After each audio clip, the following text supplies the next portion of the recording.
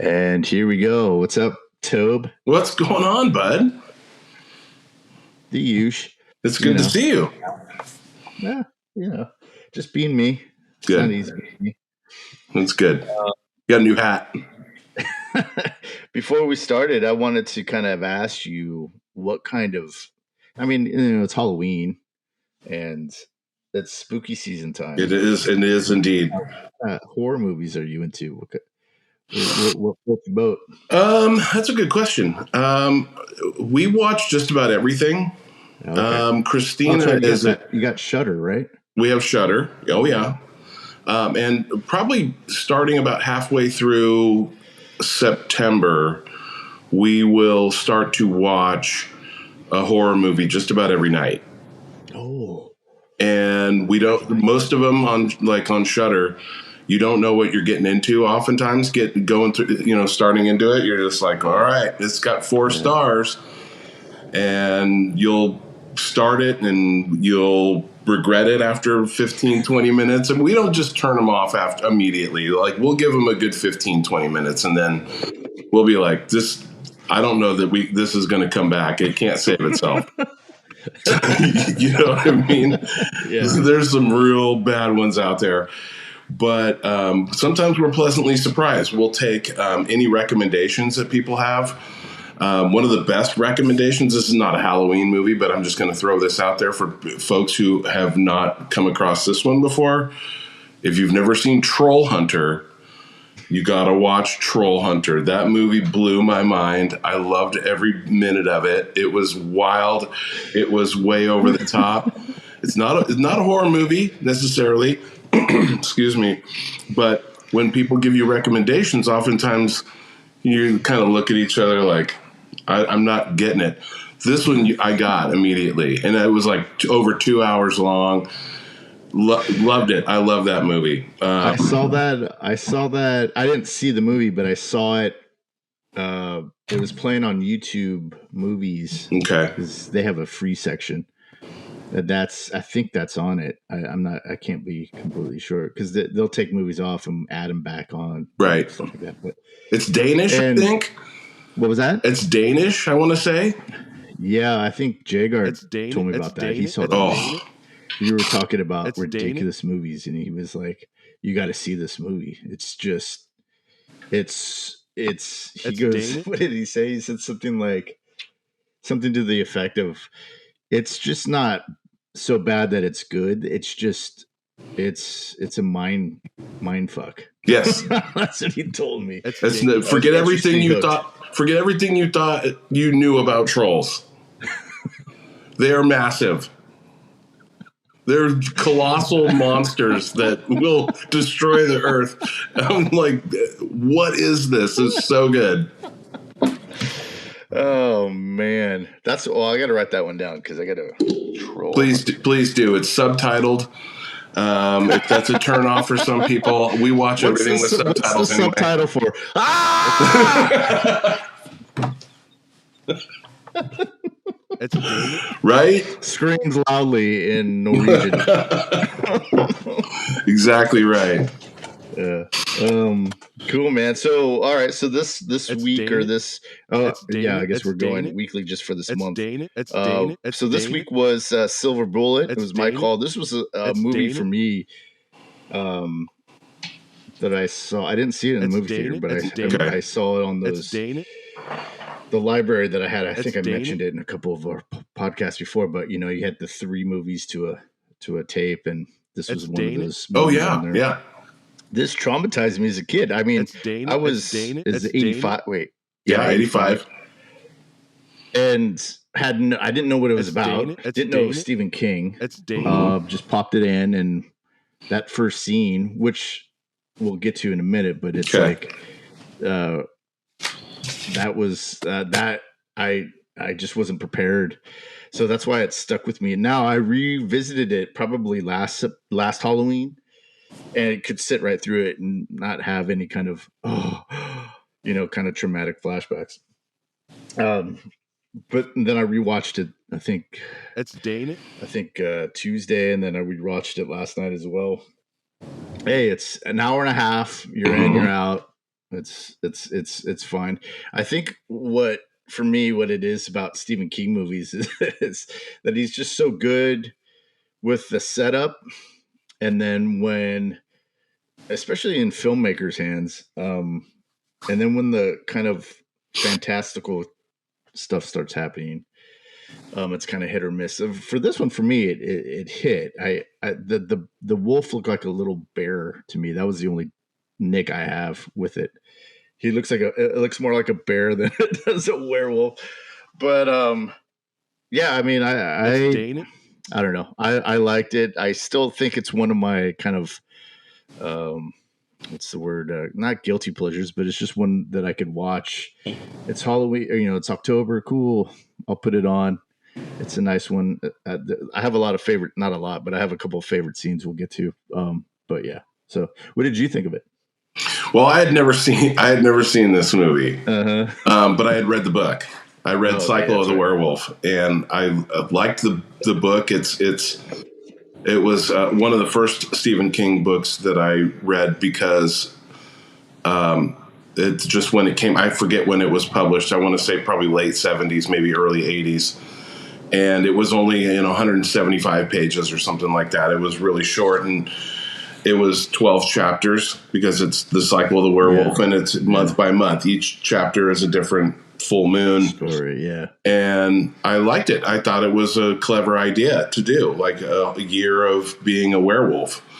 So going into it, and then when the opening credits started. You had told me last week that, you haven't seen this? It's Gary Busey and Corey Haim. And I'm like, news to me. I'd always seen it in the video store, right? This came out in 85. So you're walking through the video store, you see Silver Bullet, and I picked up the videotapes and read the back of them. I'm like, oh, this is another Stephen King, never got around to actually seeing it.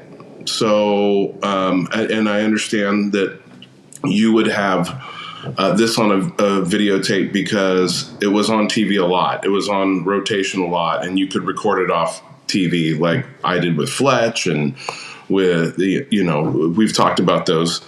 So yeah, you have it, and you as a kid going back and watching it over and over again.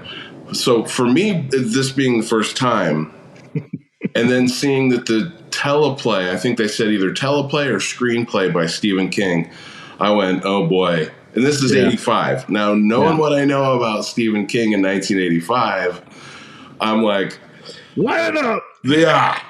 This is right in the heyday of he's got way too much money.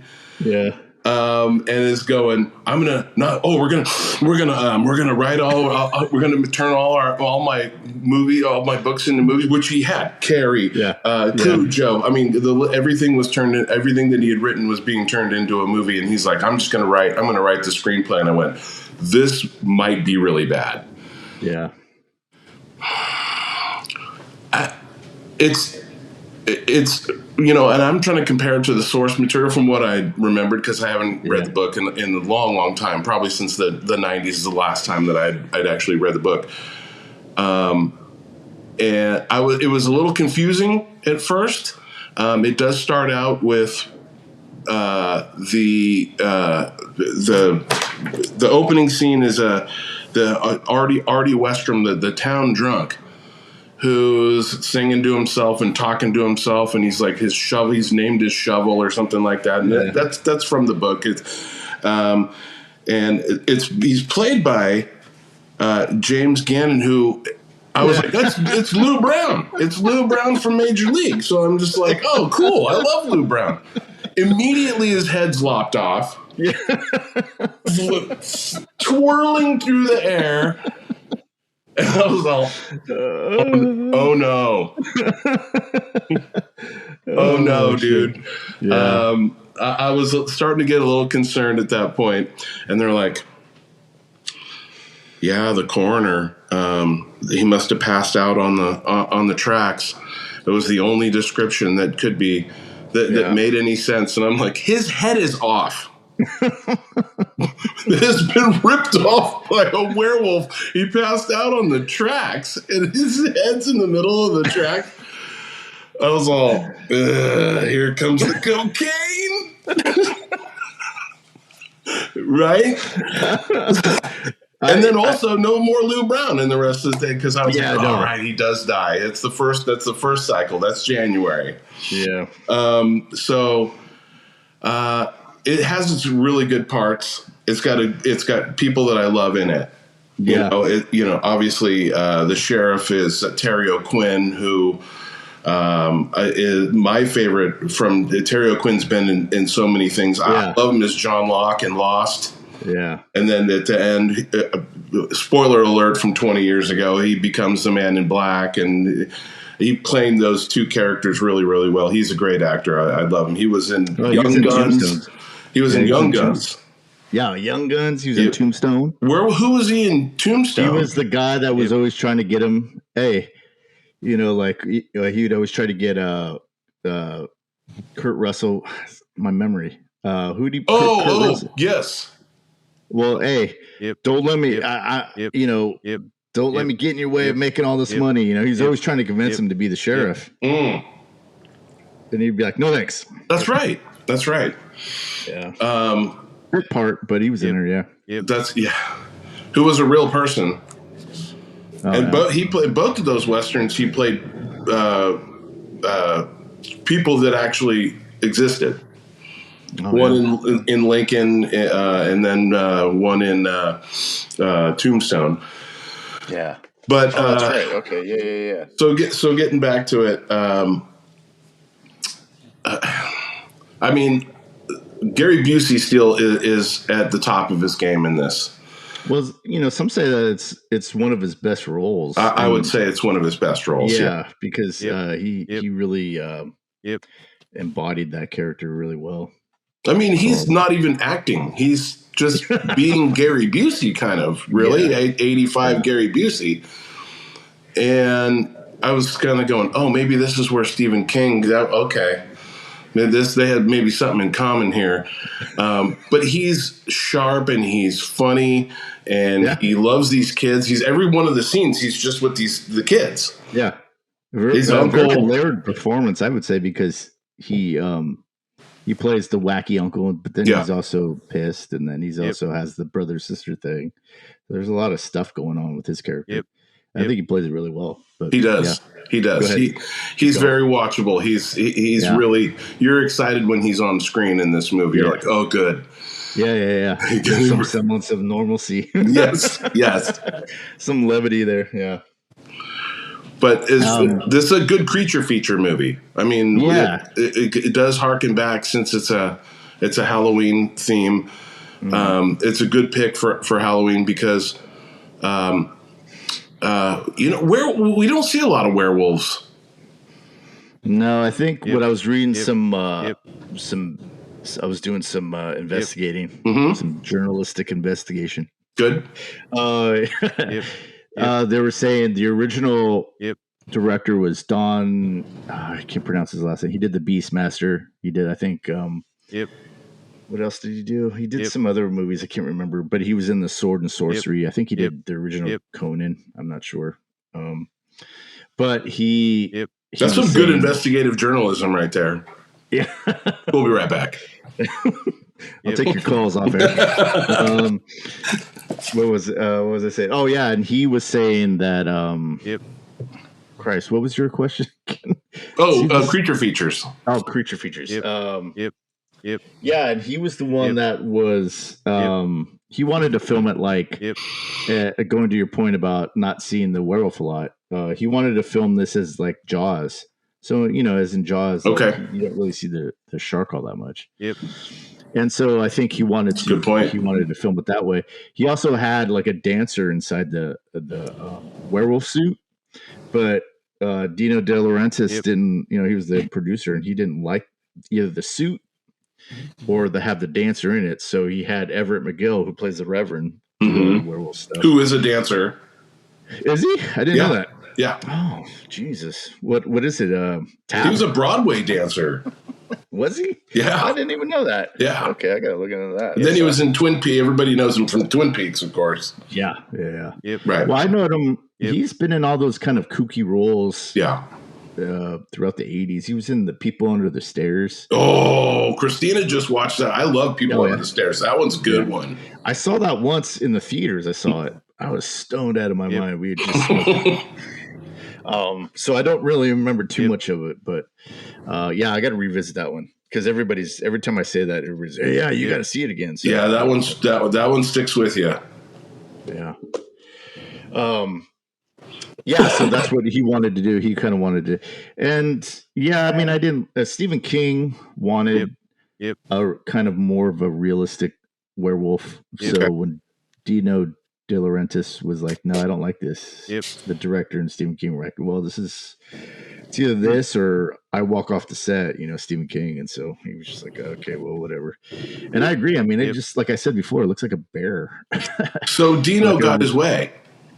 No. Stephen King got his way. Stephen King got his way. So it was just the skinny bear, like when they come out of hibernation, they're like really skinny. That's what they just look like to me. So the wolf, the effects on the wolf, the practical effects, because you were thinking as far as practical effects go. Yeah. That's all they had in '85. I mean, you could do stop motion, I guess. Well, the head was animal. Like the head was controlled by 6 people. So I guess they were doing the eyes and. I didn't know that. But the rest was the guy in a suit. Yeah. So. And it's you don't see the wolf completely until I think kind of the end, or maybe it's excuse me, maybe it's the 4th of July scene with Corey Haim on the bridge where he shoots him with the firecracker. It might be the first time you actually see the face. Yeah. And like you say, you're kind of expecting to be, oh man, here he comes. We're going to see this terrifying werewolf, and you're all, oh. Yep. Are you hungry, little bear? Oh man. Where have you been? You're out here all alone? The wolf's supposed to run with a pack. Do you need your mommy? Are you looking for your mommy? That's it for me. It was like, oh. Yep. But, when you're, I think I was, 85, I was 11. So when you're 11 years old, I'm just like, And it terrified you. Oh, yeah. Okay. I mean, I wasn't ready for it. Like I said, I didn't know what it was about. Silver Bullet. Yeah. And, it was kind of like, it was just a shock. I just, it kind of gave me that. There was that fight or flight kind of thing in your body because I used to watch back in my angry teen days. I would watch those Faces of Death videos. Ugh, couldn't watch them now. But I would you'd watch like 10 minutes of it and you'd come away like, you feel like your body is just like, and so I can't do that anymore. No, it gives me too much anxiety. But back at that time, that's what it gave me. I was like, it just shocked me. But I was 11 years old, so whatever. Well, I get that. There's certainly creature features from those days, the stop motion stuff, like the Jason and the Argonauts and the Clash of the Titans kind of things, where you see the creature, the Medusa, and it burns into your mind, and you go back and watch it as a 50-year-old, and you're all kind of cheesy, kind of a little bit campy. But at the time, I mean, what else are you going to do? Yeah. I mean, I wasn't, I saw The Fly in the theaters. That's creeped me out in a different way. And that was partly, I forgot to follow up with you. The original question of what kind of horror you like. It tends to always come down to like the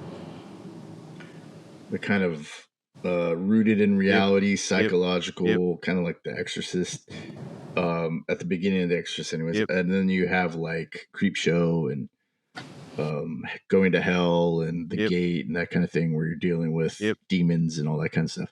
And I always tended to go with kind of like the psychological rooted in the where do you fall on that? Do you like the big demons are coming to get me, or No, I don't actually, and I do have an answer for you on this one. I like the ones that scare me, or the ones that will stay with me and a week later, and I'm still going, man, that was. Whew. And Troll Hunter is not this. Yep. This could potentially be me. Like this could be my favorite one. That anybody asks me what's your favorite right now, It Follows. Oh, I gotta see it. You told me about that last week. You haven't seen that? Mm. Okay, it's well, I don't want to ruin it for anybody that hasn't seen it. It's fairly new. We'll take it off there. Right? Yeah. I'll hang up and listen. Not that it could be me, but it's not so far out of the realm of possibility. Well, this is kind of out of the realm of it. Maybe a curse is maybe what I'm looking for. Not that I think that curses could be real, but I mean there is no. I don't know what's scary now. I mean, people are the scariest thing. Yeah. That's like true. The Walking Dead, when the Walking Dead show came out, it was the first season was we're scared of these zombies. It's a zombie. Yeah. It's a zombie movie. It's a monster movie. Right. And then it's like, well, how are they going to keep this going? Because now they figured out how to kill the zombies. So big deal. You put something in its head, it's gone. And then it turns out that the people are actually the scariest thing. It really goes back to that whole most that was season 2. Yes, and it becomes like your best friend is the bad guy, and those are the types of things where it's like it's not. I know that I'm not going to. I'm pretty comfortable in my own skin to know that I'm not going to be some crazy monster, but I don't know. I'm fairly certain you're not going to go nuts on me. But you never really know 100%. There is that uncertainty, and that's the scary thing for me. And if there's a movie that has to, a movie or a story or a book that deals on that, are you being manipulated in some ways? That's kind of terrifying. It doesn't have to do with blood and guts and death at all. It could be that you could be being manipulated in somehow. Right. That's what scares me. Yeah, that kind of harkens back to They Live and The Stuff. Have you ever seen that movie, The Stuff? Where you're kind of the movie's just about them and them coming to control you or trying to control you in some way. And yeah, that's a good point, because I always feel like, especially in the end of season 1 and going into season 2 of The Walking Dead, that's why I like that TV show so much, because it always kind of, it wasn't, it started with, it lured you in with the zombies and the horrific stuff, but then as it went on each season, it kind of developed into this thing of like, well, who's really more horrific? Is it these zombies that just, they're just doing what they're, there's no personalization. It's just whoever is around, they're going to eat. Or is it the dude that's, trying to manipulate you and trying to trick you and trying to think that you're this one way, but you're really trying to get something from you. And that could be just, just as scary. So yeah, that's a good point, man. Because those are the kind of movies that I like too. I sent you a link last week to just some random movie, but it was the Creature Features on YouTube. Oh, I saw the link. I haven't. So, like 2 weeks ago, there was this movie from, I think it was 19. It was 19. I want to say 70 in the 77. Okay. 76. I'm gonna look at your link you sent me. Yeah, it's called Well, this isn't the link I sent. The Medusa Touch. Yeah, that one I didn't even watch either. I just sent you the link just to let you know about the channel. I got you. But it had a young Sam Elliott. Nice. Yeah, young, and he reminded me of a friend of mine that I had in film school. And but he was young, and he had the tight jeans, and it was filmed in England. They were in England, and tight jeans and the sweaters. You remember the sweaters they used to wear? Thick turtleneck sweaters, brown. Right.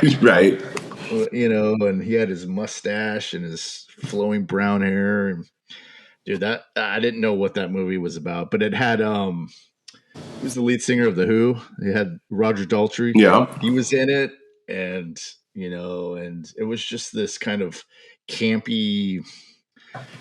I guess the house was kind of, I don't know. I still couldn't tell you what the movie was about, but it was just cool to see this kind of movie that was supposed to be scary, but in reality, it was just these people that went crazy.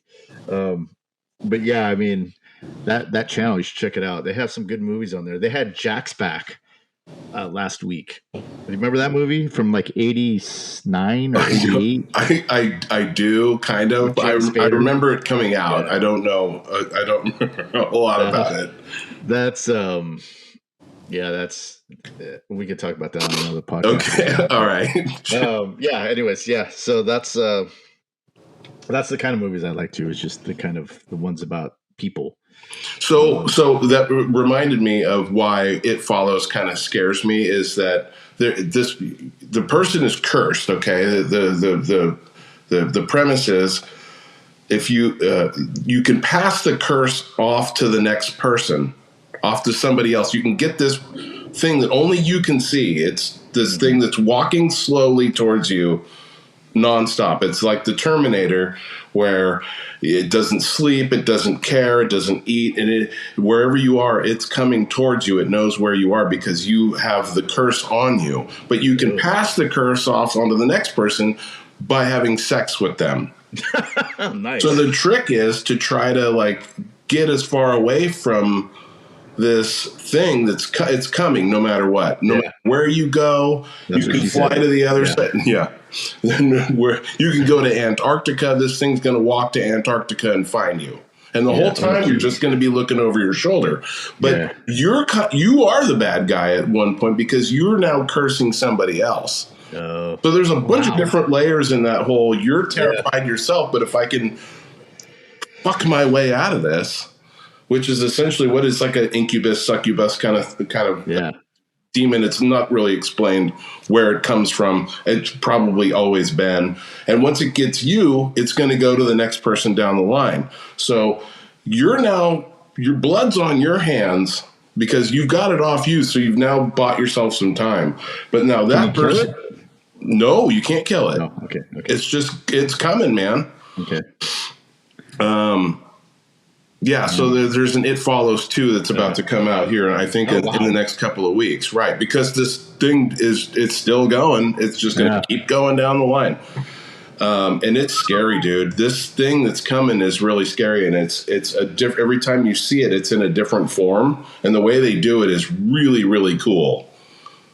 I'm telling you, dude, you're going to be like, oh shit, this is crazy.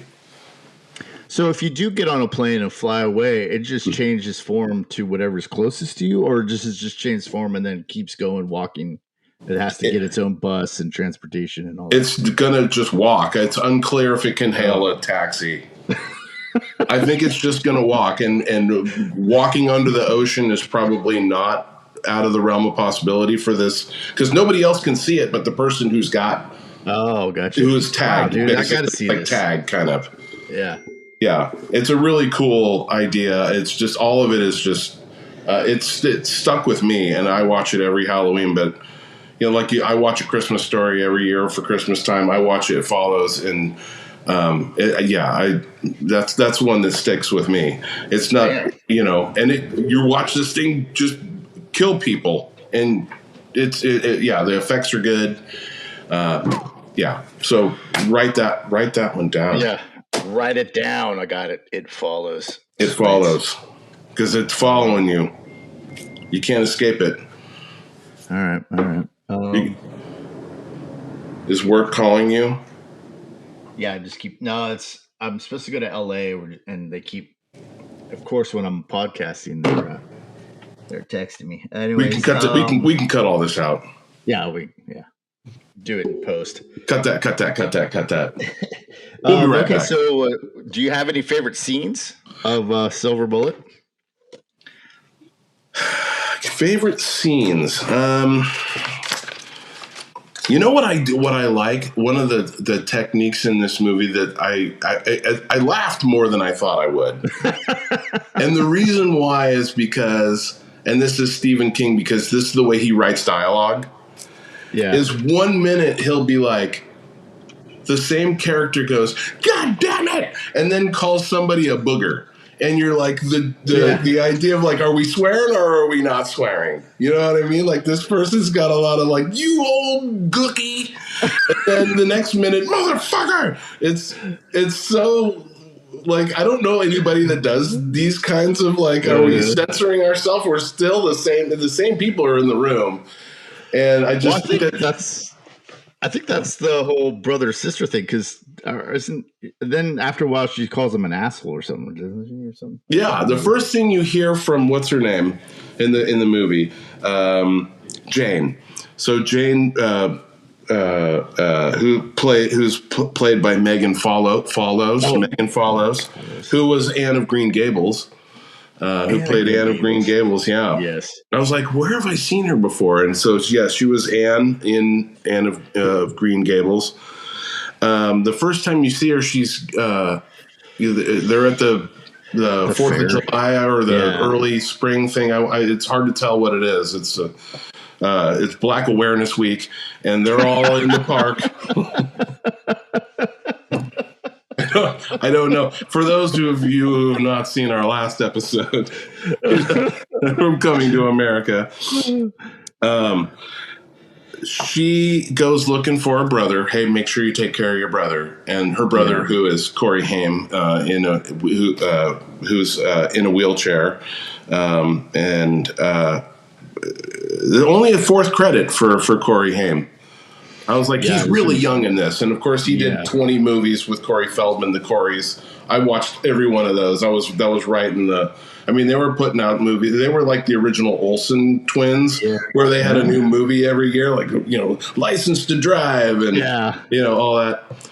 And he's in a wheelchair, and he's good at this wheelchair for somebody who's not in a wheelchair. Yeah. And there's so many times I do have it now that I'm talking about it. I have a favorite scene. Oh my God. So he almost tips over in this wheelchair so many times. You can see the one wheel coming off. They like leave him at the bottom of the ramp, and he's got to wheel himself up the ramp. And I'm like, hopefully, I'm like, does he have a bandage on the back of the head from all the times that he went over? Because he could not have gotten this right the first time. Well, that first time when they come home after at the beginning scene at that fair, and he has to wheel himself up, you could tell he was like, cut. All right, we'll just cut it there. All right, you don't have to wheel up the whole, because he's like, oh my God. I'm like, they're just going to leave him like this. Come on. She's all, make sure you help your brother. And she's over helping her brother. This has been her life for who knows how long. And she's just done helping the brother who had just threw a snake on her and got her dressed muddy at the park, or the buddy did. But he was kind of the spearheaded this whole project where we're going to get this sister. And she's pissed. And she's not going to help him out of the car into his. He's got multiple wheelchairs in this. He's got the motorized one, the Silver Bullet, which is really cool. This thing is speedy, and it's a bullet. It's a silver bullet. And then the one from the car into the house is your analog wheelchair, which he's got to then up the ramp.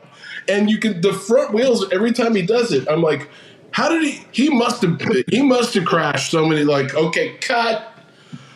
Can we, at some point, he must have been concussed at some point in the filming of this film. So many times you're like, oh, he almost went over right there. This is so funny. Well, that's when I saw that, I immediately thought of you, because I'm like, oh, there's no way he's not going to clown on this scene. Oh my God. And then speeding around, like the one wheel goes up. He's no helmet. I mean, we didn't have helmets. It's 85. None of us owned a helmet, bike helmet, skating helmet, and nothing. and you fall and you hit your head. That's just what happened in 1985. Yeah. Well, you become more careful next time. Yeah. The kids wore casts a lot in the 80s. You look around your 5th grade classroom and there's 5 casts in this room right now. Boys, girls, didn't matter. We were just out there just crashing hard to the ground. And just think, and he's got the silver bullet, which is a lawnmower engine strapped to the back with some 2-stroke. He's got a gas gauge on it. Who knows who made it? Probably Uncle Red. But he's doing wheeling around, and one wheel comes up off the side. And this kid's been in 2 other movies in his life, and they're all, just go for it, Stephen King and Gary Busey are all, dude, great take. I mean, I'm like, this is nuts. This is completely nuts. So my favorite scene is when he gets the new silver bullet. And this thing goes 45 miles an hour, dude. Yeah. This thing is turbocharged. No helmet. No helmet. And he's trying to escape from something. And he blasts down the road just full, not even he's trying to he's driving this thing and he's trying to see, but you know how you can't really, you need there's a reason why we have windshields. Bugs are hitting him in the face and he's flying down this dirt road, not strapped into it at all. I mean, you can't do this now. You could not do this now with a 12-year-old kid in a 45 mile an hour 2-stroke powered. This is not legal. Dude, the director is Dino, just go down there, we'll film it. Just go. Just gun it. We got it. We only need one take, and we just need one good shot here. Oh, man. They were not speeding up the film. Down the road. It's nuts. I watched it again before we came on. I'm like, how fast do you think his kid is going? Oh, my goodness. Silver bullet, baby. The thing was quick. Oh, man. I haven't laughed that hard in a while. Thanks, dude. That was awesome. So, well done, Corey Haim. May he rest in peace. You'd think that would have killed him, but no, he lived to do many more movies. Yeah. I got to catch my wind here for a second. Okay, we'll be right back. Well, I had one of my faves was the nightmare scene was one of my favorite ones. Yeah. When he has that nightmare. That's from the book. Is it? It is from the book, for me, the first time watching this, that was the twist. Was I didn't know that the Reverend, or spoiler alert for a movie that's only almost 40 years old. Yeah, the Reverend. I didn't know the Reverend was the werewolf, and so when was it? What's her name? Megan Follows. I forget her name. Mm-hmm. Jane. And Jane. Yeah, she was collecting bottles and cans and stuff. I was like, "Wow!" Yeah, I was blown. Yeah, I wasn't prepared for that. That was a good twist for me. So, and that happened right after. Was it that scene was right after? Oh, that was another one of my favorite scenes. Was when the gang goes out in the fog and they're like, "Oh yeah, it's not behind us; it's underneath the fog," or whatever they said. Yeah, where is this? By the way, they never go back to whatever this part of town Tucker's Mills is. Tarker's Mills. Tarker's Mills, thank you. Yeah. They never go back. They somehow end up in the bog. Yeah. They're like, you guys go to teams 3 and 4 will go to the beach, and teams 1 and 2 will go into the dark depths. Yeah, the depth swamps. They're in the. I mean, you can't see anything in this swamp. One guy is so scared he says, "I can't move." Yeah, I can't move. He's urinated the pants. He's got no urine left in the body. That would be me. Yeah. Oh no! Do you freeze up? Oh man, I remember a little tangent here. I remember we lived next door when I was growing up. My grandparents lived next door to this little small vineyard. It's probably about a quarter of acre, and they had a vineyard. And me and my friend, and I feel so bad because I had no idea, but we went one night. Two of my friends jumped the fence, and we went and played in the vineyard, and we would take the grapes and like pull them off and have grape wars and throw them at each other. Sure. Well, one time they were doing this because we'd get deep into the vineyard, and I saw a car parked right at the edge, pointing in like he was going to drive into the vineyard. So I snuck in. I got, because the vineyards were big. You can get under them and you can camouflage yourself. And the car was just like creeping in, and I was so fucking scared, man. I was like, they're gonna shoot me.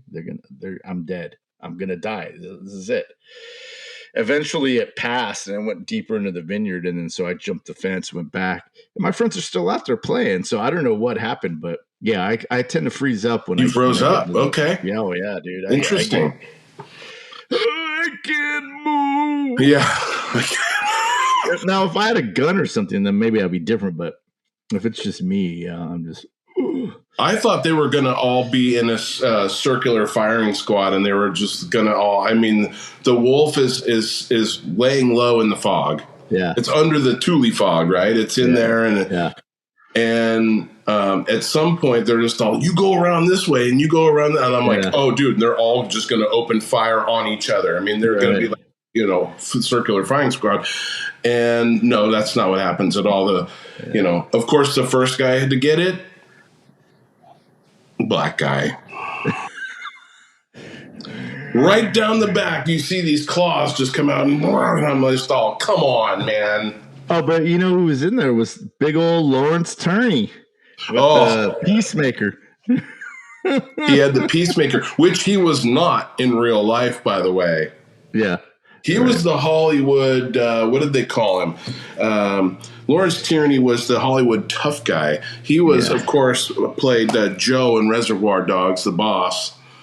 You guys got me so mad. I can't even talk. Yeah, he kind of tried to bully Tarantino on that set. I'm sure he did. And Tarantino was like, "Fuck you, motherfucker." Yeah, he's all, it's the reason why you're in this movie. Yeah.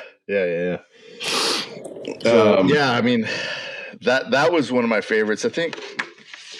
So that one and the nightmare scene, and then the people in Owen's bar, which was kind of, the dude was like, what did he use? Which dude? Owen Justice. Oh yeah. Oh, he comes in who's got the mustache. His daughter had just died. Oh yeah, that guy. That was Herb. What was his name? Herb Kincaid. Brady got. They massacred my boy. Oh, my boy, right? That's right. And so he was the boy was the second one. Yeah. Okay. So the third guy to bite it, the March, if you will, doing the cycle, is the drunk, right? The drunk, he's like, and this is not dialogue that you would have anymore, and please forgive me, I'm quoting him. He's like, he sees Corey Haim go off on, and he's just like, cripples, they're always on welfare and all this, and you're just all, Jesus Christ, this guy sucks, right? And then he sits down and he's just getting drunk and all this, and I'm like, when he got it in the flower bed in whatever that little shed was out there, when Christina and I were both watching it, we were just all, go werewolf, let's go. Well, because he says, after he says the welfare thing, he's like, if it was me, I'd electrocute every last one of them. Like, that's right. This guy is a complete piece of shit. And he's not like, he's right. This is the master race guy, right? He's everybody. This guy does nothing. He's loaded the entire time that he's on the. You know what I did like? I liked it. So Corey Haim and Gary Busey, the top two build. I believe they're the top two build. For your fourth movie and you're 12 years old or whatever Corey Haim is at the time, to be you're the second build after Gary Busey. Well done, really well done. Yeah. They're playing poker. when you first meet Gary Busey, and he's drunk. Drinking was a big deal for he tells. He tells a joke that's kind of okay. He always calls me that. Tells a joke. I don't know that it's good to tell a kid, I guess. But they're playing and they're playing poker and they're betting baseball cards. Yeah, and I really liked that because there's a lot of things in every Stephen King has a bunch of beats that he hits in almost everything. There's almost always the main character is often a 10-year-old boy. Yeah, kids. Yeah, Kids are always big. There's almost always a religious figure in it. You would just you just did a review of Salem's Lot. Yeah. Father Callahan in that Salem's Lot, the remake, I think is I wouldn't have gone that way. I would have done it more to the book because Father Callahan's becomes a very important character in the Dark Tower series later on. But now you can't do that because she just killed him. So they're playing and. He bets a manager. No managers, and it's not clear what they're betting, but you can pick it up by the dialogue. And this is all Gary Busey doing. I'm sure he saw the script and was like, "Well, this is just wooden, and people don't talk like this." And so all of Gary Busey's dialogue in this movie is very much he read what was on the page and he went, "Okay, I'll take that under consideration, and I'm just going to Gary Busey this bad boy for you." and it totally works. Like all of Gary Busey's dialogue is very natural. Yeah. So he's like, it's a Yankee, something about the Yankees. And he does this weird, this chant about piss on the Yankees, piss on the, and if you know what knowing Stephen King, that being from Maine and knowing that he's one of the biggest Red Sox fans to ever walk the earth, the first thing he's like, you got to say piss on the Yankees because the Yankees are about as like there's hello. Oh, there you go. We freeze up. Yeah, we're still got you back. Counter's still ticking. So we can cut this out. 3, 2, 1. So Gary Busey says, piss on the Yankees, piss on the blah, blah, and he does this weird little chant. And I'm like, that's all Stephen King's doing. Stephen King is like, we're going to bet baseball cards. Baseball cards very big. Drinking is very big because he was an alcoholic at the time, and alcoholic drug. He's very, very open about all this. So I'm not, I'm not outing him on anything here. He'll be the first to tell you. But I liked that. That was definitely that's Stephen King. That's like you were touching on. To your point, he always has those things: kids, small towns. Kind of religious overtones. Yep. Kind of like the evil is perpetrated more. He sometimes he does. Sometimes he does a lot of what we were saying earlier about like Walking Dead and things. He'll always kind of put man and beast side by side, and it's kind of at least in my opinion, it's always kind of like. The beast is basically just a mirror of what mankind can do, and or a metaphor for what mankind does, or something like that. So and in all his films, it's kind of like even in Creepshow, right.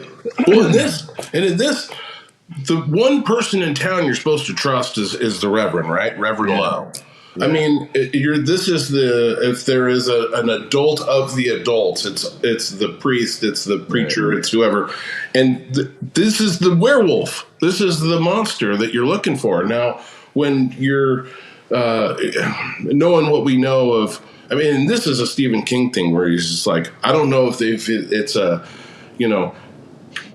trust religion and trust preachers and things like that, but at the same time understand there could very well be a monster in there. I was raised Catholic. I could tell you right now, there can be monsters in there. Yeah. Well, I think that part holds up really well because I think a lot of times, like you were saying, a lot of the people that we hold dear and that we trust are usually the ones that, or can be the ones that the biggest monsters, and I think that metaphor kind of carries over even till today. Well, Especially with the movie Spotlight, yeah, is based on the Boston diocese of the Catholic Church, and we're talking hundreds and thousands of boys, altar boys, and maybe he knew, like maybe he had heard whisperings of that in the late 70s, early 80s, and that's why you put a religious figure as really inside it's a monster. Mm-hmm. And I don't know, maybe I'm just kind of thinking about it, out loud here, but he does this quite a bit. He's done this quite a bit. You in Salem's Lot, you're not sure about Father Callahan either. Right. He's broken down. Yeah. He's losing. He's like, you get a sense that he's lost his faith. Yes. And then when he does have that chance to kind of confront evil, he loses and he becomes damned. He does that in a lot of his stories. Yeah. It's scary. It makes it scarier. You're like, this is of all the people that could be the werewolf. Can't be the Reverend. Right. And then he has that dream, like you said. He has the dream where he's officiating over the funeral of the people that he has just killed. Yeah. And everybody in the congregation turns into werewolves in front of him. And at like that point, you're going, well, this isn't really a mystery of who the werewolf is. Like you said, you go back and watch it a second time and you're like, it's pretty freaking obvious who it is. Yeah. And in the book, he tells you right away. It's not a mystery. Oh, okay. Yeah. It's told from two different points of view. Yeah. I just read an article that just said that. So this thing started out, it was supposed to be just a calendar. Did you realize that? I'd heard something about that, yeah. And so it was just some illustrator, Bernie Wrightson. Oh, the guy? I wrote it down.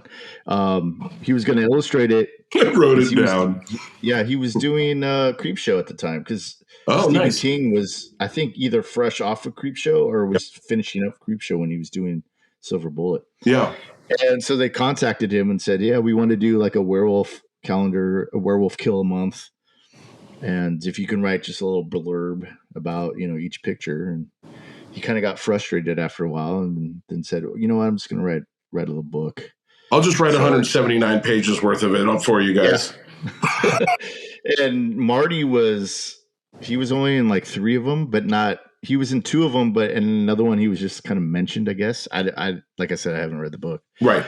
And so, it was just, that to me was surprising because I don't know. Because when they approached him to do Silver Bullet, he was like, well, I'm busy right now. Like, I don't have time to do it, but I'll look at it. Right. And so, he ended up writing that really quick. And that surprised me because but he's really prolific, and someone with that much talent, I think it shouldn't be a problem. Well, at that time, he was only taking 2 days off a year. Because I've read his book on writing, and he said he only took 2 days off a year, Christmas, and I forget what the other one was. But he would write every single day, and he would try to get 6 pages a day down. That's what he said that to George R.R. Martin in one of those town hall kind of things where you could buy tickets to see 2 authors talk to each other, and then at the end they'll do a question. Yeah. And George R.R. Martin's just like, you can do six a day, and it doesn't sound like very much, but look how many books he's got. He's drawing 6 like clean pages a day. Impressive. It really is impressive. Well, I try to write. I did a little thing where I was writing a bunch of stuff, and I would write.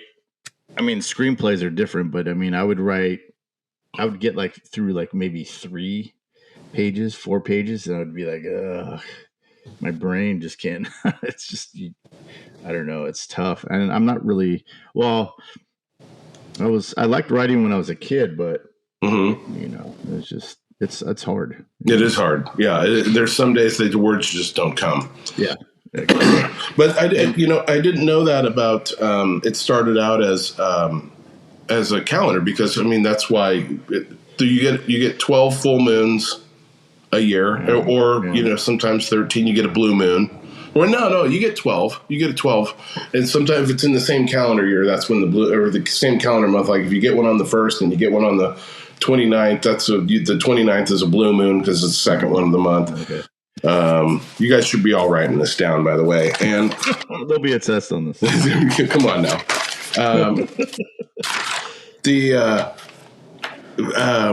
It's an interesting. Werewolves are, as far as creatures go, almost kind of in popular culture. They've been around for forever. Of course, there's so many good ones. The Howling is a good one. Wolfman is like the OG, right? That goes back to the 40s, I think. Like when you've got the Teen Wolf comes out in the same year as Silver Bullet. Yeah. It's. I was looking up the trivia on this. Yeah, and it was like the age of the werewolf movie, or the revival of the werewolf movie, because you had Wolfen with Albert Finney. I remember seeing that on HBO, and I don't remember much of it. No, but yeah, Wolf. Well, there was one with Wolf that I did not know, because I looked this up too. I'm like, when I think of werewolves now, they're almost kind of like a secondary character in a vampire movie. True Blood, the Twilight movies, these are vampire shows, but somehow in season 3 of True Blood, now there's a pack of werewolves, and then you're like, and I didn't read those books, and I didn't read the Twilight books. I'm assuming there's werewolves in those, because you wouldn't just start throwing in, hey, what else can we put in here? Right. But Wolf with Jack Nicholson. Oh yeah. That was 93? 94, and I'm 94. Like, what is that? He's the wolf. Yeah. So that's. Have you seen Monster Squad? I saw that as a kid. That came out in 87. No, it's a kids movie. It's all kids. Okay. I loved it when I remember I watched it, because it kind of combined like the kids, like Goonies or something like that. Okay. Monsters. And it's a Shane Black. He helped write it. And his buddy Fred Decker wrote it and directed it. Nice. And they have an interesting pairing there. And it was just they couldn't get the license to do all the classic monsters, so they have Frankenstein, the Wolfman, Creature from the Black Lagoon, and Dracula. Okay. But they couldn't call him that. I mean, they could call him that, but I don't know, some weird licensing thing. But right, yeah, it's a funny. And the mom is the girl the lady from Lethal Weapon, the psychiatrist lady, who's like, and she's a little hysterical, and Stephen King doesn't write women very well. He doesn't write female characters very well at all, which is frustrating. And I understand. He's not. You just. I don't know what it's. Do you have to grab that? Wait, hold on. All right, we'll cut this. Cut this part out.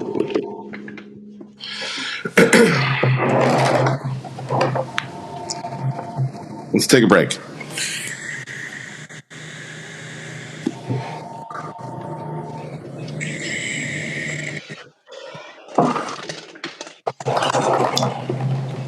Get the landline going. Okay. 3, 2, 1, bam. All right. Anyways. We can cut out the last 5 minutes, because I'm not sure where I was going on that. American Werewolf in London. Oh yeah. Well, that's stuff we can still werewolves. Have 2 more weeks. 3 more weeks. Just for October. You're breaking up a little bit this time. Oh. I mean, we could still do. Can you hear me now? I can hear you, but you're frozen. All right, 3, 2, 1. No, you're still frozen. There you are. Okay, cool. There you are. Well, you're frozen again. There you are. Am I good? Okay. I don't know what I did. I probably moved around too much. Yeah, we can. I mean, we still have 3 more weeks of October. We could do some movies. So cool. I mean, yeah. Well, let's finish up real quick. I have a couple more things I wanted to. Okay, good. Let me just check my. Oh, we got okay, go ahead. We got a Nixel. Hang on. Okay, no. Let me just check my work email real quick, make sure things aren't. Okay, we're good. Just really quick, how about your favorite, like, not cameo, but like favorite character that only has like a few minutes of screen time? My favorite was the gunsmith, Mac the gunsmith. when he comes in, he's like, my kid just found Lone Ranger. That's right. And at the end, and Jane's describing him as an old artesian or whatever she says. Right. He's a master. Yeah. And he's just pouring things from one into the other thing. I'm like, a master at work. And he's like, it's like my best work. Right. Got low grade so it won't tumble. This is your best work. And he's like, and he goes, well, what the hell you need a silver bullet for? He's all, killing werewolves. Yeah. They're like this far apart from each other. So that was that dude was my favorite guy. Okay. And then that and James Gammon at the beginning. Okay. Yeah. But so he's playing this drunk. He's out there on New Year's Day. In the book, it's New Year's Day, and he's out there with a shovel. Unclear what he's working on, but it's James Gannon. Who did I like? Who's just maybe so the buddy who was up in the tree who dropped the snake on Brady. Is it Brady? Yeah, he's not in it a whole lot, but everything he's in, he didn't die. Yeah, he died in like 09 or 10, somewhere around there. No, I mean the character in the book, the character in the movie.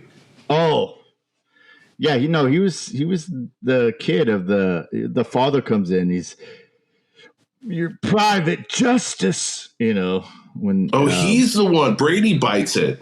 Yeah, that's the kid. And when he's doing the kite, he's I'll be there in a minute. And then like you see Terry Quinn or whatever his name is. Terry Quinn. He has the balloon, the bloody balloon, and he's just like, good dear Lord, Mother Grace. He's just like, right. Okay, you're right. Yeah. No, you're right. He was obnoxious. Yeah. And this is probably written right from the perspective of some kid that Stephen King had known when he was growing up. Reminded me of one of the kids from Stand By Me. Yeah. Who was the guy that did? Jason Bateman wasn't available, so they had to go with this guy. That's what he always reminds me of Jason Bateman. Every time I see it. Who? Brady? The kid, Brady. Yeah. It's like, Jason Bateman wasn't available. All right, let's get someone that looks just like him. Oh, nice. Like for a Teen Wolf 3 kind of thing where it was. No, I mean, I was just joking for this movie. I gotcha. Like, well, okay. I don't know that there's any secondary characters that are interesting to me so much. Brady is he's one. She's looking for the brother. She's looking for her brother. Where are you? And then he drops it. He's like right here, hanging on a branch. His buddy is. She doesn't see him. That continuity thing. I always see that kind of stuff, and I'm like, wouldn't she? You could see him from the bandstand when she got up out of her chair and walked 100 yards over here. He's got a bright shirt on, and he's hanging upside down, and he drops a snake on her. You wouldn't walk into that situation. Yeah, that's where he drops a snake on her, and she's all, God damn it! But then she goes into another. And then she goes into another brush and overhears, that ain't my baby. Get out of here. That's right. That's right. Like there's a lot of There's a lot of brush apparently, and a lot of foliage. A lot of foliage, right? There's you better be careful. There's and so that was Valentine's Day. She's the second person to go, right? Because that's Valentine's Day. Yeah. They don't do They don't do a good job in the movie of setting up that this is month to month. Well, I think they only do it for the summer. I think it's I was reading the trivia. I think it's in the book. It's a whole year. In the movie, it's just the summer, or it's just like they get to Halloween. They get to Halloween. So that they're accurate when it comes to here's the fireworks. They're not. It's not clear that it's 4th of July. So maybe they do say it, but it could have been much more defined in that this isn't happening on random nights. Right. This is only when the full moon comes out. Well. Yeah. They don't do a good job at all, and that's you got to do that because there's no way to really nobody really knows where the whole vampire thing comes from. It's almost never explained. It's not explained in the book where the Reverend. How he became a vampire werewolf in the first place. It is described in the book where he's just kind of wondering aloud because it's told from his perspective, and he thinks it's from a time that he went to the cemetery and he was collecting flowers or pulled some flowers from the cemetery and then brought them back to the church and put them in the vase, and then he turned around and they were immediately dead. And he's like, it's the only thing that he's just thinking to himself because he's not talking to anybody else in the whole town. So that's where he thinks he's got it. Werewolves as the whole lore part of it is just really interesting. Since we're talking about Halloween, it goes back thousands of years. Like ancient Greeks talked about man turning into a wolf or a shape shifting of some kind, and the word werewolf is like an old English, which means man wolf. And it depends on how you spell it. There's a couple different ways to spell it, but wasn't it an old wooden ship? Yes, it's an old. Yeah, could be from an old wooden ship. The translation was lost hundreds of years ago. Well, I think that's always the interesting part is how they tackle the lore in each of these werewolf movies. They're not going to address it in this movie. It's not clear how he got it at all, and that's fine. But it's and depending on what source you're reading it from or what perspective you're reading the werewolf story from, it's unclear. Do you have to get bit by a werewolf to become a werewolf? Is it that your parents were werewolves and now you're a werewolf and then you just find out the first time you ever make eye contact with a full moon? It's totally unclear, and that's fine. The mystery is cool. I like the idea that it's like, oh, we'll never know. I mean, there's but one thing is clear: you can kill it with silver. Yeah. That's the one constant, I think. This much we do know. Yeah. Let's see. All right, one last question. Yeah. Who would you cast in the remake if you were to remake it? I got a couple of suggestions. Go for it. Let me think about it. What are your thoughts on this? I would cast Chris Pratt as the Gary Busey character. Nice. What he would do with it. Judy Greer as the mom. She's in everything. Yeah. You know who she is, right? Yes. Okay. And then Daniel Day-Lewis is the Reverend. Wow. So we could just pick people. Oh, yeah. Just pick whoever you want, man. Nice. All right. A young Paul Atreides. Or not Paul Atreides. Timothy Chalamet, I think. Nice. He's the only young guy that I know, young actor that I know, as Marty. So, yeah. Okay. And then Zendaya is his sister.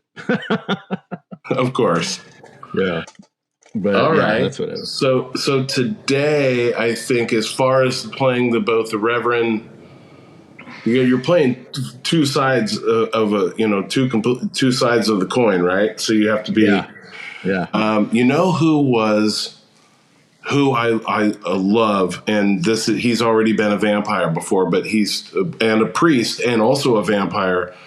was Midnight in Midnight Mass. Hamish Linklater. Oh yeah. Well, he played a really good. That was a really good role, man. Yes, he was excellent in that role. Phenomenal. Yeah, I could definitely see him in this. Phenomenal actor. He totally believable. He can play both of these. You know, he was in Newsroom, right? He was in yeah. Was in Newsroom? He was the one who was the one, I think, at the end of the first, or somewhere in the first episode, where he was saying, "Here's the reasons why Bigfoot is real." And he was like going down the Bigfoot rabbit hole.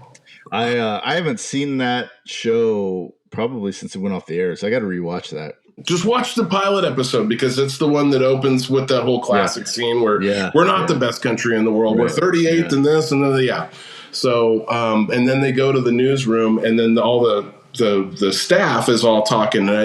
He's in that.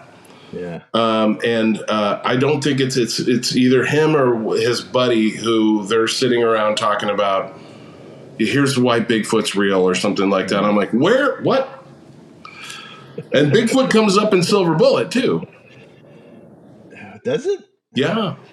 Yeah. Jane mentions Bigfoot. Oh yeah. Okay. I remember. Okay. Yeah. It looks like Bigfoot used it as a toothpick, the baseball bat that's been bitten off. Yes. The Peacemaker. Yeah. That scene too is pretty good. It's pretty creepy when he says, she goes, I think I just got too much sun. Well, would you like to lay down in the parlor? Oh yeah. God, run. Yeah. You got to get out of here. An eye patch will do that, even if you haven't put the actual eye patch on. But she's terrified for a myriad reasons in this.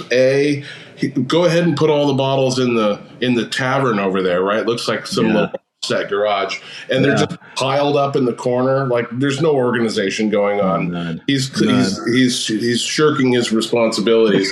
And he goes over there into the corner, and it's got to just stink in that room, right? All the empty beer cans, and there's flies buzzing around, and there could be a dead body under there that's being hidden. He's probably hiding bodies under all those cans, right? He's all, just put them over there, and then he's just suddenly there. She turns around, and he couldn't be any creepier. You're like, this is the monster. Yeah. Oh, no. We got it. Like, this was the reveal. Suddenly, we see that we're looking, who's got an eye patch. The whole point of her going around town was to find somebody with an eye patch. And she's going literally door to door looking for anyone with an eye patch. And she's like, well, struck out. I looked at every single house, and then I'm just going to go ahead and take it. Oh, my God, it's this guy. Yeah. Well, that's what I love. Well, that's the part of the movies that I like. Those things are when they play it for real, when they ground it in reality, and then that moment when you're asking somebody, oh, it's a vampire, like, Salem's Lot, or if it's a werewolf or whatever. Right.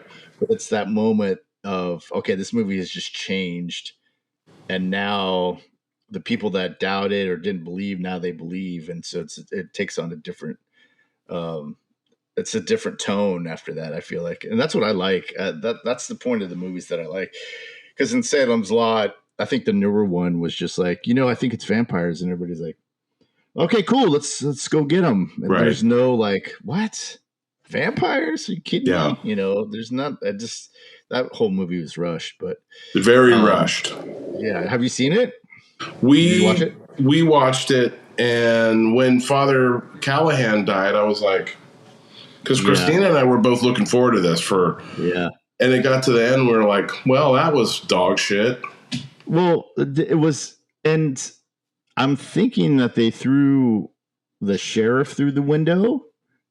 I'm thinking that was him, but I don't know who that was. Do you remember when they're in honestly kind of lost interest? Yeah. It didn't work for me. It didn't, not at all. And I wasn't scared. There was no suspense. No. And it's like, dude, come on. There's so much stuff. Yeah. And the beauty of that story, as with most of Stephen King's writing, is that buildup, the suspense. He's showing you everyday life, everyday characters, the politics, the interactions between each of them. and how they, the town itself is its own character. The house is its own character. That's right. The new movie doesn't touch on any of that stuff. So when it just gets to let's just get to the next scene. Let's just get to the next like vampire thing, or let's creepy. And Straker wasn't creepy at all. It just seemed like he got direction of like, be creepy, and he was like, okay. Yeah, and it's like, okay, well, whatever, dude.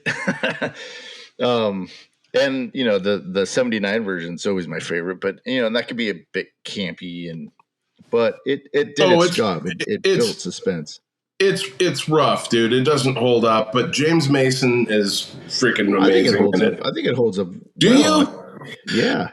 I mean, it's filmed in like Fortuna or something. What's the town that's just south of Eureka? That's like, it's supposed to be on the East Coast, but I know they filmed it up in Mendocino County. Yeah. I forget the name of it. It's just, a little tiny town. I think it holds up well. I think the only thing is that it's dated because of the there's like the clothing, the costumes, but I think it holds up because it just builds, and it doesn't get into the characters as much as the book or as much as you would like, and they leave some characters out of that one as well. But that was just the time, it just seems like David Soul, I think he did well. I mean, it wasn't the best job ever, but I think it just did well in delivering the creeps. Okay. Especially the vampires. Now, Barlow, the way they handle Barlow, I think they missed on that one, and they missed in this one as well. But and that was the only thing I liked in the 2004 version, which Rutger Hauer played. Not Barlow. He played him as a gentleman, and that's how he is in the book. He comes across, but it's just, he just makes himself available to certain people, when they're alone. So like no one sees him. That's a good point. Yeah. And I think that's what they should have done with this one. And they should have done it in the 79 one, but I like the 79 one. I own it and I think it's great. Okay. And you read the book? Yeah. I read that book all the time. Do you really? Yeah. I think the last time I haven't read it in a couple of years, but I have the audiobook. I have a physical copy. And then the BBC did this radio drama, which is like 7 parts of half hour each. And they do a good job of and it's like they have the sound effects and when they're driving, you hear them playing the radios on and cool. But it's all in a studio and they're all just, on a mic, and some guys, has shoes and he's that's like old-timey radio ways of doing it. Yeah, it's really cool. I think awesome. You could find it on YouTube. That's where I always find it. Just type Salem's Lot BBC audio. That's how. No kidding. Okay. Yeah. Will do. And it's the guy who's in Aliens, the second movie. Yeah. At the beginning when they find Ripley. Yeah. He's the guy that takes off and goes, well, there goes our salvage expedition. Yeah. That's the dude who plays Ben Mears in the BBC audio, which is weird how I found that out. But yeah, that's how into Salem's Lot I'm into it that much. I love that. That makes sense. I mean, and Aliens, the director's cut, Alien and Aliens. Now, Alien is better than Aliens, but this director's cut, if you watch the director's cut with all those deleted scenes, that you're like, why did they cut all this stuff out? It's like 22 minutes of stuff that's cut out, makes it better than the original, in my opinion. I don't know why I think this podcast. Because I feel like it adds that dimension of the mother-daughter thing, which I never caught on to. Yep. When I saw it in the theaters. And it wasn't until the last year or so when I've been watching reactors react to it, that at the end when she goes, "Mommy," when she defeats the alien, and I thought, "Oh wow, I never put that two and two together like that." So yeah, that scene when she's at the beginning when she's asking about her daughter, I think that adds a lot of that why she goes, and yeah, I don't know why she continues to go on these into Aliens 3, and then it's because of the relationship she had with Newt. Yeah. And they cut out the reasons why they, like, how did they just become so tight? Because there are only 2 females in this group, or, what's going on? I mean, of course, they have Spunkmeyer, and we can talk about Aliens another time. I love Aliens so much. Me too. That's a great, like, hangover movie where you just put it on and just lay on the couch and just, smoking. I was actually going to ask you if that fell into horror of the month, because I was going to do that one or the original Alien. I don't put it in a horror movie. I don't put it in like a Halloween in my mind. I don't categorize it that way. Yeah. No. And I'm going to have to give you, since we got to sign off here, but I'm going to have to give you for next week. I haven't decided which one, but Silver Bullet, I appreciate you because I had read the book. And I had never seen this movie, and I at this point I was like, I'm probably never going to see this movie. And then you brought it up a couple weeks ago, and you're like, you've never seen this? It's Gary Busey and Corey Haim. And I'm like, that's how little I knew about it. I'm like, oh, okay. You know what I mean? I'm like, well, Gary Busey's fantastic. Yeah. Because at some point we're going to do Point Break. I can't wait. So should we describe the schedule? Because I think, so like I said, I think we should do the October, the Halloween. Sure. And then we're going to take a break for the holidays. Okay. And then we're going to come back in the new year. And okay. Have some new podcasts.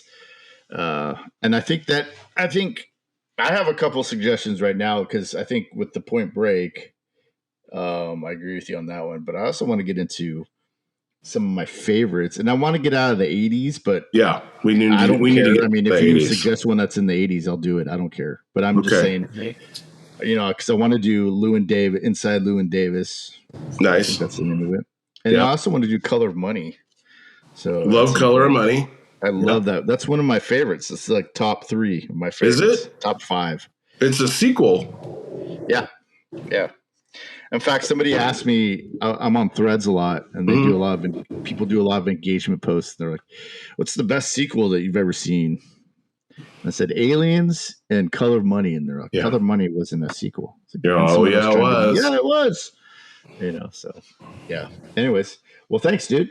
You're going to have a lot of editing to do. Should we say something at the end here to wrap this up, or what do you want to do? Yeah. Lead us off there.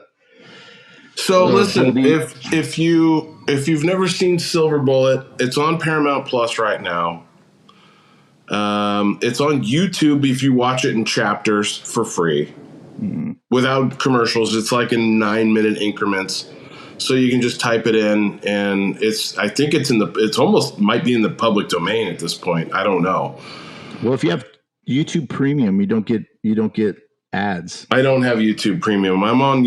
I know you are, because this is what the show's on. And I use YouTube quite a bit. But I just can't. I can't pull the trigger on spending that much money on YouTube Premium. So I just have to wear it and listen to these commercials. I'm like, better help. I got it, man. I need therapy.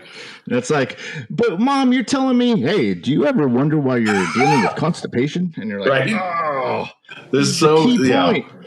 It's so brutal.